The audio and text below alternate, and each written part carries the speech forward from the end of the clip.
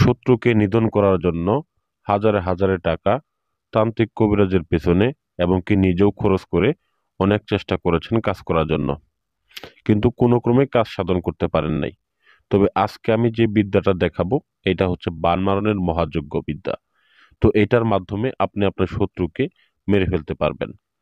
তো এটা মূলত আমি অমাবস্যা রাত্রে কাজটাকে করেছি, ওই সময় বয়স দেওয়া হয় নাই।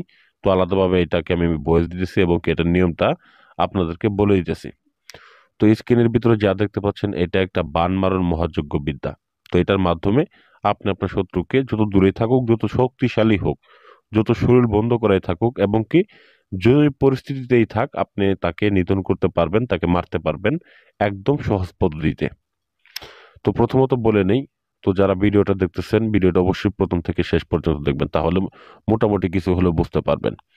তো যারা অনেকবার চেষ্টা করেছেন কাজ হয় নাই, অনেক জায়গায় ঘুরেছেন, অনেক টাকা পয়সা নষ্ট করেছেন, অনেক কবিরাজের পিছনে ঘুরতেছেন এখনো, তো তাদেরকে আমি বলি, ভাই আপনার নামটা আগে দেখেন যে আসলে যে নামের ব্যক্তিটাকে আপনি বান মারতে চাইতেছেন ওই নামটা ঠিক আছে কিনা। কারণ নাম যদি সঠিক না থাকে, আপনি শত শত কোটি কোটি টাকাও যদি আপনি খরচ করেন, তবে দেখবেন যে আসলে ব্যক্তিটাকে আপনি শেষ করতে পারবেন না।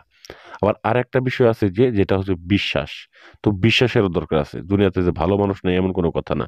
একজনে যে আপনার টাকা মেরে খাইছে বা একজনে যে আপনার টাকা নিয়ে কাজ করে দেন এমন যে প্রত্যেকেই করবে এমন কোনো বিষয় না। তো আপনি দেখেন আপনার ভালো আশেপাশে যদি ভালো কোনো তান্ত্রিক পান তাদের কাছ থেকে করায় নেবেন। আর যদি আপনি এটাকে করতে পারেন, তো এটাকে আপনি নিজ ধ্যানে এবং কি নিজ জ্ঞানে এই কাজটাকে করবেন ভক্তি সহকারে, তাহলে আপনার কাজটা অবশ্যই হাসিল হবে। এটা পরীক্ষিত কাজ ভাই। এটা যদি আপনি করেন তবে দেখবেন আপনি শত্রুকে সহজেই নিধন করতে পারবেন।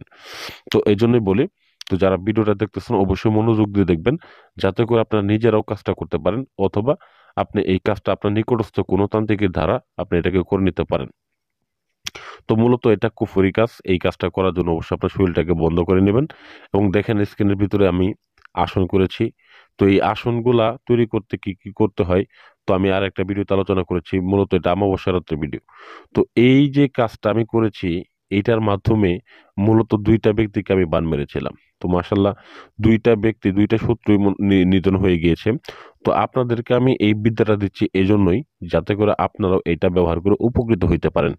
তো স্ক্রিনের ভিতরে দেখেন আমার যে সকল সামগ্রীগুলো আছিল, প্রত্যেকটা সামগ্রী আমি এখানে সামনে নিয়ে আসছি, কারণ এই কাজের জন্য প্রত্যেকটা সামগ্রীর ব্যবহার মোটামুটি ভাবে কম বেশি আছে। তো আর অন্যান্য যে সামগ্রীগুলো আছে ওইগুলাকে আমি সিদ্ধ করার জন্য এনে রেখেছি এই আসনটার মাধ্যমে। তো মূলত ভালোভাবে ভক্তি সহকারে আপনাকে একটা মন্ত্র শিখতে হবে, মন্ত্র পাঠ করতে হবে। মন্ত্রটা প্রতিটা পদক্ষেপে আপনাকে পাঠ করতে হবে। যেমন আপনাকে প্রথমত যখন মোমবাতি জ্বালাবেন ওই ক্ষেত্রে আপনাকে মন্ত্রটা প্রয়োগ করতে হবে। যখন আপনি ওই যে দেখেন পুঙ্গা মানুষের বা বাচ্চার যে হাড়টা রয়েছে ওই হাড়টা যে আমি নাড়াইতেছি, তো ওই হাড়টা যখন আপনি নাড়াবেন ওই সময় আপনি ওই একই মন্ত্র পাঠ করবেন এবং ওই হাড়টা দিয়ে আপনি পুতুলের ভিতরে আঘাত করবেন এবং সর্বোপরি ওই হাড়টা দিয়ে আপনি এই বিদ্যাটার সমস্ত মন্ত্রটা আপনি প্রয়োগ করবেন। তো একটা মাত্র মন্ত্র।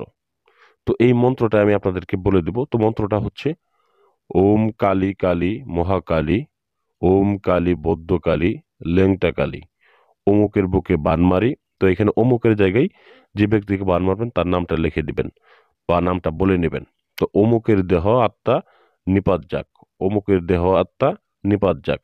তো এরকম ভাবে মন্ত্রটাকে পাঠ করবেন ভক্তি সহকারে, খুবই ধীরে স্থিরে ভক্তি সহকারে। এগুলো কাজে তাড়াহুড়া করবেন না।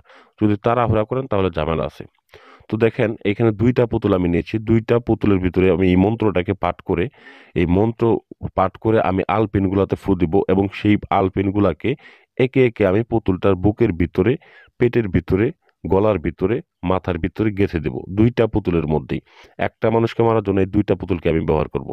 তো মূলত একটা পুতুলের হাত আমি কেটে নিয়েছি, কারণ তার হাতটা পঙ্গু করতে হবে, এজন্য আমি একটা পুতুলের হাত